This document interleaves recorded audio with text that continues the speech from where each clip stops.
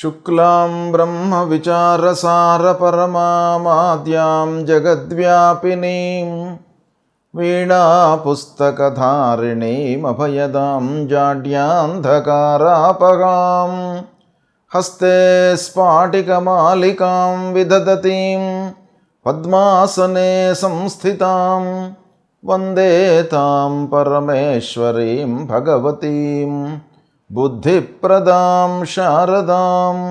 శ్రీ మహాగణాధిపతయే నమః. శ్రీ మహాసరస్వత్యై నమః. శ్రీ గురుభ్యో నమః. ఆంగ్ల నూతన సంవత్సరం 2025వ సంవత్సరానికి స్వాగతం.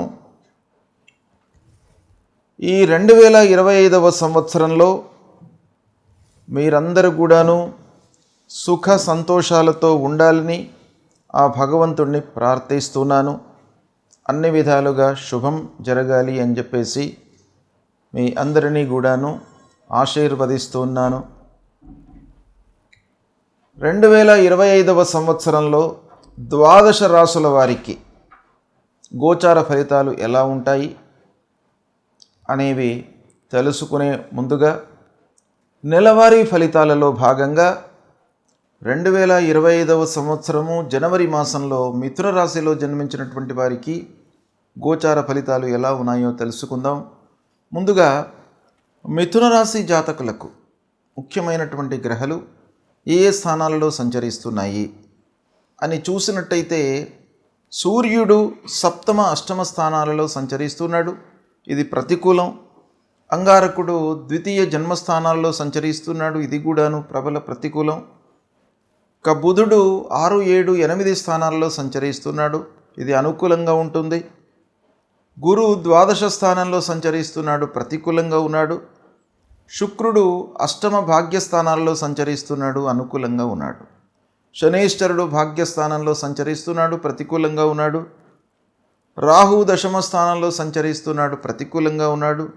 కేతువు అర్ధాష్టమ స్థానంలో సంచరిస్తున్నాడు, ప్రతికూలంగా ఉన్నాడు. ఈ విధంగా గ్రహాలు ఈ మాసవారీ ఫలితాలపై ప్రభావాన్ని చూపించేటువంటి గ్రహాలలో బుధుడు శుక్రుడు అనుకూలంగా ఉన్నారు.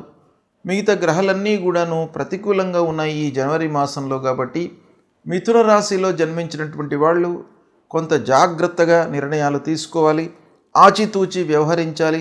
1కి 4 సార్లు ఆలోచించి నిర్ణయాలు తీసుకోవడము మంచిది. ప్రారంభించినటువంటి పనులలో శ్రద్ధ చాలా అవసరము.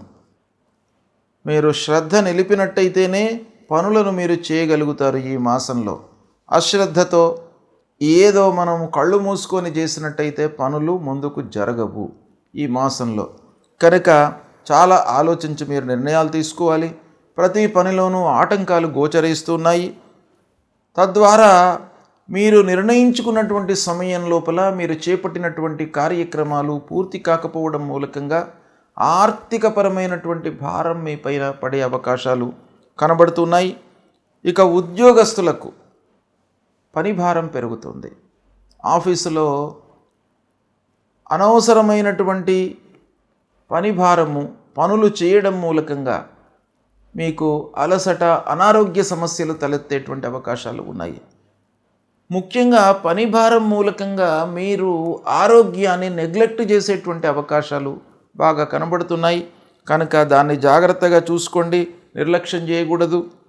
ఇక సాహసించే నిర్ణయాలు తీసుకోవడం అనేటువంటిది ఈ మాసంలో మంచిది కాదు. విచక్షణతో బాగా ఆలోచించే నిర్ణయాలు తీసుకోవాలి. ఇకపోతే స్నేహితులు, బంధువులు, ఆత్మీయులు వీళ్ళందరితో కూడాను మీరు సఖ్యతతో ఉండడానికై ప్రయత్నాలు చేయాలి. వీళ్ళ మూలకంగా మీకు ఇబ్బందులు తలెత్తే అవకాశాలు ఉన్నాయి. స్నేహితులతో ఎక్కువగా మీరు ఓపెన్ అప్ అయ్యి మాట్లాడకుండా ఎంతవరకు అవసరమో అంతవరకే వాళ్ళతో మీరు చర్చించడం మంచిది. వాహనముల మూలకంగా ఖర్చులు కనబడుతున్నాయి ఈ మాసంలో. కనుక అనవసరమైన ప్రయాణాలు ఏవైనా ఉన్నట్టయితే వాటిని మీరు విరమించుకోండి లేదా వాయిదా వేసుకోండి. ఇకపోతే భూములు, పూర్వము కొన్నటువంటి భూముల మూలకంగా ఇబ్బందులు ఈ మాసంలో కనబడుతున్నాయి. డాక్యుమెంటరీ విషయం లోపల కానివ్వండి, తర్వాత లావాదేవీల విషయంలో కానివ్వండి, మీకు ఈ మాసంలో కొన్ని ఇబ్బందులు గోచరిస్తున్నాయి కనుక భూ వ్యవహారము, రియల్ ఎస్టేట్ వ్యవహారంలో ఉన్నటువంటి వాళ్ళు కొంత జాగ్రత్తగా ఉండాలి. ఇక న్యాయవాద వృత్తిలో ఉన్నటువంటి వారు, వ్యాపారంలో ఉన్నటువంటి వాళ్ళు, ట్రేడింగ్ చేస్తున్నటువంటి వాళ్ళు, వీళ్ళందరికీ కూడాను ఈ మాసం కొంత అనుకూలంగానే ఉంది. అయితే కోర్టు వ్యవహారాలు కూడాను మీకు బాగా లాభిస్తాయి. కొంత విచక్షణతో మీరు స్టెప్స్ తీసుకున్నట్టయితే మీకు ఇబ్బందులు లేవు. ఇక రావాల్సినటువంటి డబ్బు సంతృప్తిగానే ఉంటుంది, వస్తుంది సమయానికి. కాదంటే ఖర్చుల విషయంలో మీరు కొంత నియంత్రించుకోవాలి, కట్టడి చేసుకున్నట్టయితే మీకు ఇబ్బందులు లేకుండా ముందుకు జరుగుతుంటాయి.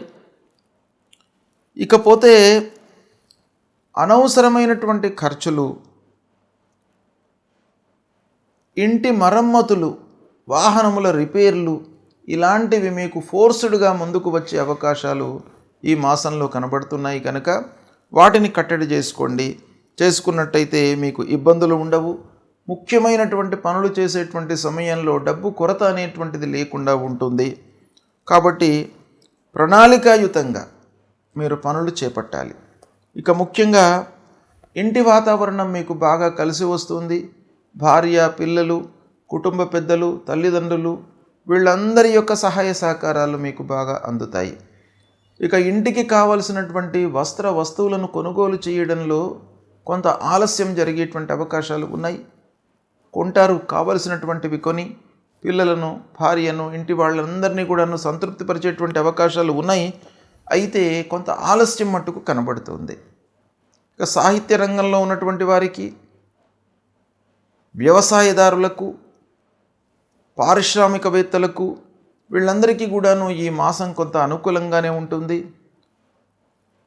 బ్యాంకు ఉద్యోగస్తులకు, సాఫ్ట్వేర్ రంగంలో ఉన్నటువంటి వారికి, మీడియా రంగంలో ఉన్నటువంటి వాళ్లకు, వీళ్ళందరికీ కూడాను ఈ మాసం అనుకూలిస్తుంది.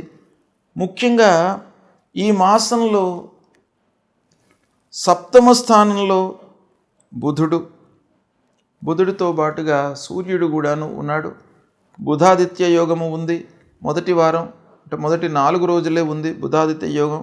దాని తర్వాత మళ్ళీ ధనుస్సులోకి వస్తున్నాడు బుధుడు. కనుక ఈ బుధాదిత్య యోగం మూలకంగా కొన్ని మీకు పాజిటివ్ పాయింట్స్ ఉండేటువంటి అవకాశాలు ఉన్నాయి. కనుక ట్రేడింగ్ చేస్తున్నటువంటి వాళ్ళు, అంటే వ్యాపారము పార్ట్నర్షిప్లో ఎవరైతే చేస్తున్నారో వాళ్ళు కొంత జాగ్రత్తలు తీసుకోవాలి. మిగతా స్వతహాగా చేస్తున్నటువంటి వాళ్లకు ఇబ్బంది లేదు, కానీ ఎవరైతే పార్ట్నర్షిప్లో వ్యవహారం చేస్తున్నారో వాళ్ళు కొంత జాగ్రత్తలు తీసుకోవాలి. అనవసరమైనటువంటి ఆలోచనలు లేకుండా మానసికంగా, శారీరకంగా మీరు ఒక నిశ్చలమైనటువంటి విధానంతో ముందుకు వెళ్ళినట్టయితే మీకు ఇబ్బందులు లేకుండా ఉంటాయి.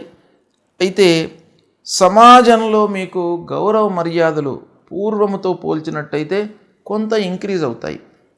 కానీ ఇంకనూ మీరు గౌరవ మర్యాదల కొరకై, మంచి పేరును సంపాదించుకోవడానికై, పలుకుబడి కొరకై మీరు ఇంకా కొన్ని స్టెప్స్ తీసుకోవాల్సి ఉంటుంది. ఇక పిల్లల వివాహాది శుభకార్యాల విషయంలో మీకు అనుకూలిస్తుంది, కలిసి వస్తుంది. పిల్లల చదువు విషయం లోపల కూడాను అనుకూలిస్తుంది. మిథున రాశిలో జన్మించినటువంటి వాళ్ళు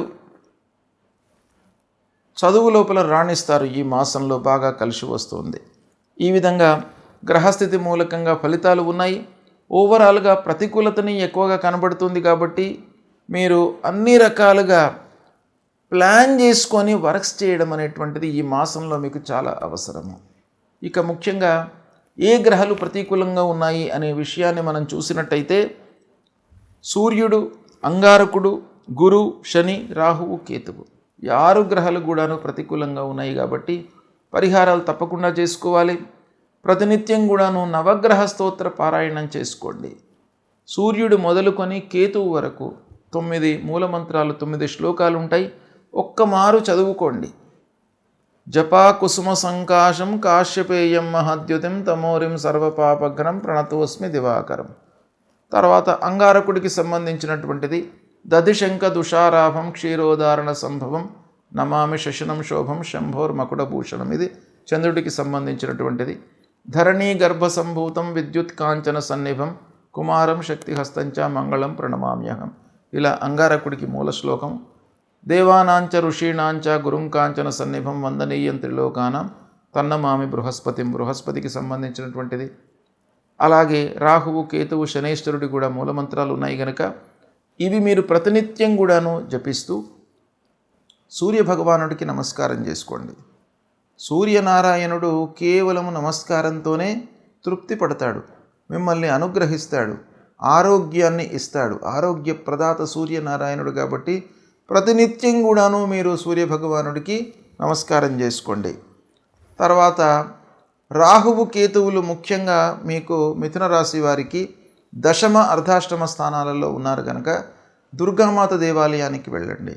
దుర్గామాత దేవాలయానికి వెళ్ళి మీరు అమ్మవారిని వేడుకున్నట్టయితే వృత్తి లోపల ఆటంకాలు రాకుండా ఉంటాయి.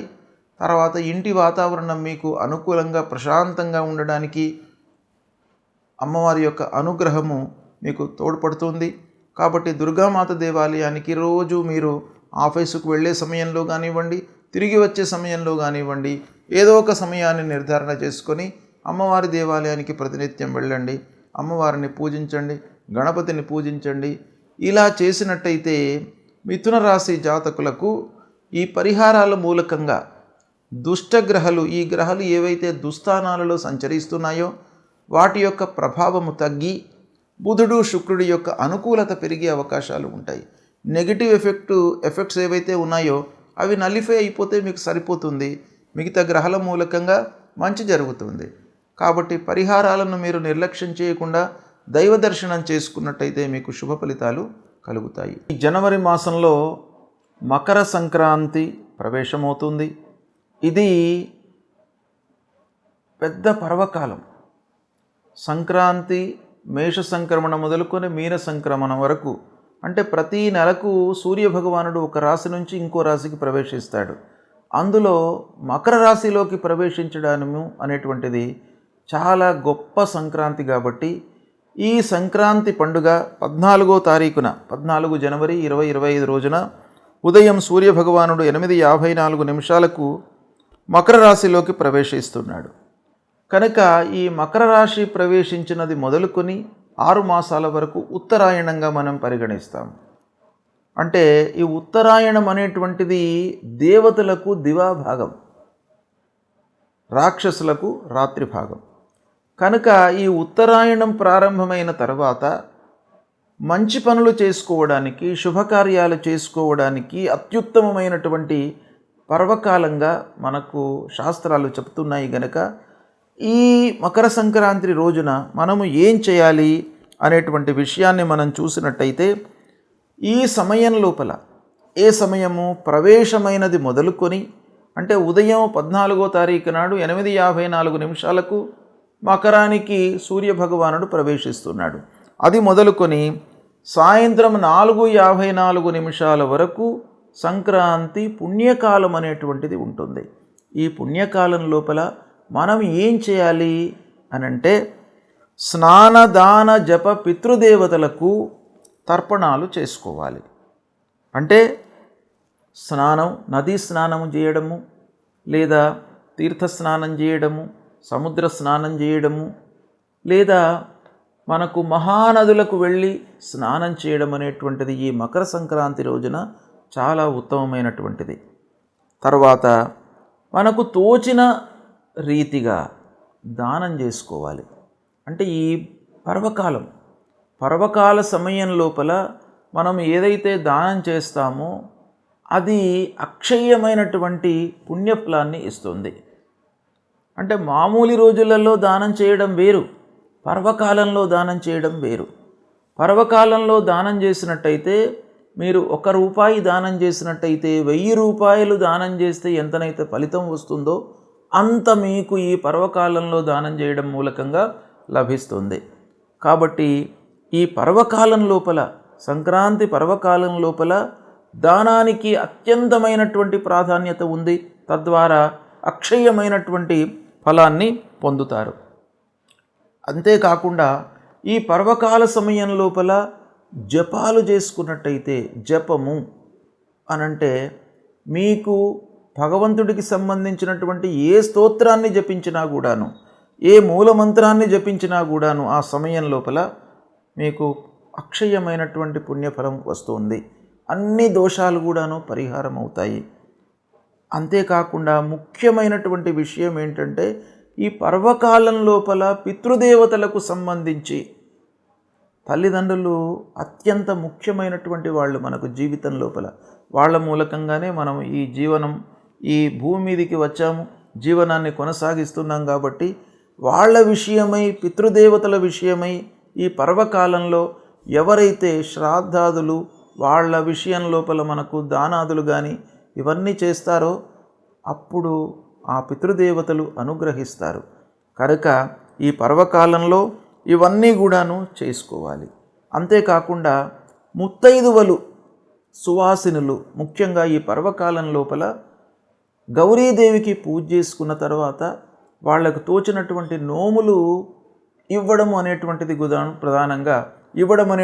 కూడా ప్రధానంగా మనకు శాస్త్రంలో చెప్పబడి ఉంది. కాబట్టి ఇవి ఆచరించినట్టయితే మనకు మకర సంక్రాంతి పుణ్యకాలం లోపల చేసినటువంటి ఫలితము అక్షయ పుణ్యఫలాన్ని ఇస్తుంది అని శాస్త్రం చెప్తుంది. కనుక ఇది ఆచరించండి, శుభ ఫలితాలను పొందండి. శుభం.